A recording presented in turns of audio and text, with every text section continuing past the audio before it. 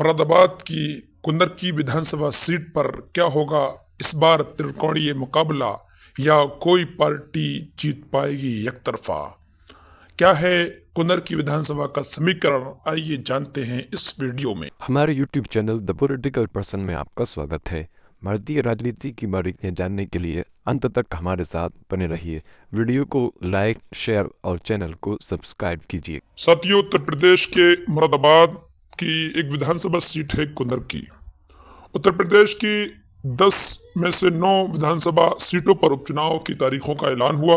साथ ही कुंदरकी विधानसभा सीट पर उपचुनाव का भी ऐलान हो गया। कुंदरकी विधानसभा सीट पर 2022 में कद्दावर नेता, मुस्लिम नेता शफीकुर रहमान बर्क, उनके पोते ज़ियाउर रहमान बर्क की जीत हुई थी। उन्होंने कुंदरकी से जीत हासिल की थी। फिर 2024 में डॉक्टर शफीकुर रहमान का निधन हो गया और उनके पोते ज़ियाउर रहमान बर्क संभल से सांसद बन गए। उनके सांसद बन जाने के बाद ये सीट खाली हो गई। अब इस पर उपचुनाव होना है।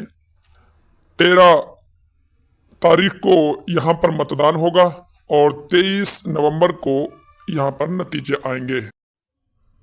इलेक्शन कमीशन ऑफ इंडिया ने गाइडलाइंस जारी कर दी हैं और सारी पार्टियां मैदान में उतर गई हैं।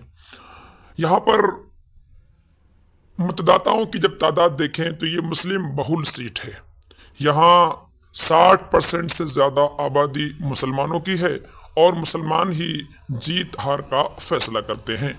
मगर होता क्या है, जितनी सो कॉल्ड सेक्युलर पार्टियां हैं सब की सब इलेक्शन लड़ती हैं और सब मुस्लिम कैंडिडेट्स को ही अपना प्रत्याशी बनाती हैं। यहाँ पर भाजपा तो लड़ेगी ही, कांग्रेस और समाजवादी दोनों लड़ने का मन बना रही हैं। इसी तरह चंद्रशेखर की आज़ाद समाज पार्टी भी लड़ेगी, मायावती की बहुजन समाज पार्टी भी लड़ेगी और दूसरी पार्टियां भी लड़ेंगी और AIMIM पार्टी भी लड़ेगी। पीस पार्टी का भी नाम सुना है कि यहां से लड़ने वाली है।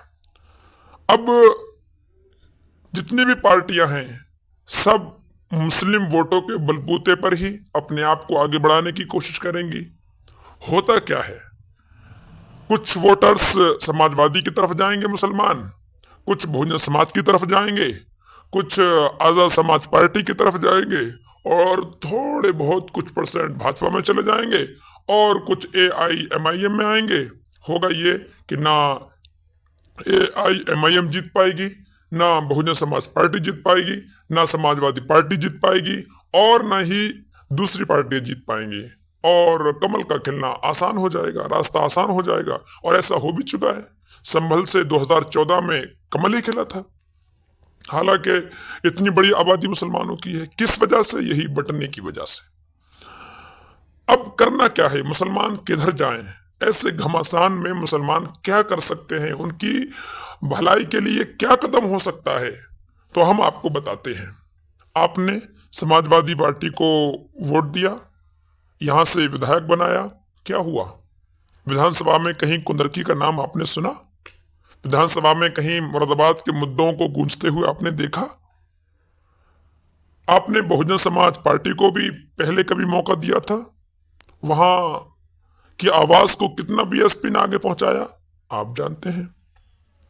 कांग्रेस पार्टी भी मुरादाबाद में रही है।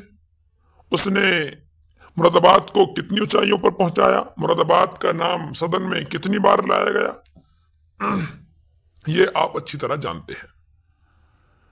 आपने सबको आजमा लिया, सबको मौका दे दिया, सबके कार्यशैली को देख लिया, सबके तरीक़ेकार को देख लिया। अब आपको क्या करना है? देखिए, समाजवादी पार्टी को मुसलमानों ने एक तरफा 2022 में वोट दिया। क्या हुआ? नहीं बना पाए अपनी सरकार और फिर उनके विधायकों ने क्रॉस वोटिंग की, भाजपा के हक में वोटिंग की। यानी समाजवादी पार्टी के विधायक भाजपा में जा सकते हैं।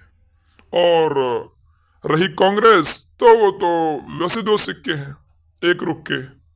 भाजपा, उसमें कोई फर्क नजर नहीं आता है। 1 मिनट में आदमी भाजपा में होता है, दूसरे सेकंड कांग्रेस में आ जाता है। हरियाणा में देखा आप सबने।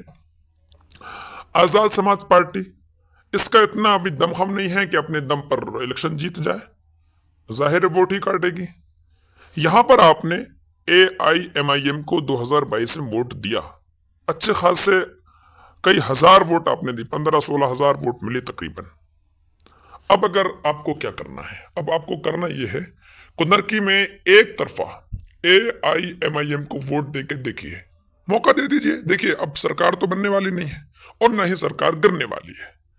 अब समाजवादी को जिता देंगे, ज्यादा से ज्यादा उनका एक विधायक बढ़ जाएगा, बस कोई फर्क नहीं पड़ेगा। अगर आप AIMIM को जिताते हैं तो यहां आपकी आवाज सदन तक पहुंचेगी, एक अलग पहचान होगी मुस्लिम मुद्दों को उठाने के लिए। सरकार तो बनने बिगड़ने से रही। अगर आप AIMIM को मौका दे देते हैं तो यहां से ओवैसी साहब को ताकत भी मिलेगी, दूसरे प्रदेशों में प्रभाव पड़ेगा। इस तरह से एक मुस्लिम आवाज, आपने देखा उत्तर प्रदेश में कितने गुस्ताखानी रसूल पाए जाते हैं, क्या यह नहीं हो सकता था जिस तरह महाराष्ट्र में इम्तियाज जलील साहब ने किया? अगर आपके प्रतिनिधित्व होते चुने हुए, आपकी पार्टी का कोई यहाँ पर जनाधार होता तो यूपी में भी ऐसा होता, पूरे यूपी का चक्का जाम किया जा सकता था, इसलिए शांति बहाल करने के लिए। मगर अब चूंकि यहाँ पर ऐसा कोई है ही नहीं, इसलिए ऐसा नहीं हो पाया। अब मौका है कुंदरकी वालों, आप ये मत देखिए कैंडिडेट कौन आता है। होता क्या है कि एक तो होते हैं कि हम ओवैसी साहब को वोट देंगे, AIMIM को वोट देंगे। अब चंद प्रत्याशी हैं, लड़ना चाहते हैं, जाहिर है एक को ही टिकट मिलना है, एक को टिकट मिला, अब दूसरा नाराज हो गया, वो पार्टी छोड़ देगा, यहाँ चला जाएगा, वहां चला जाएगा।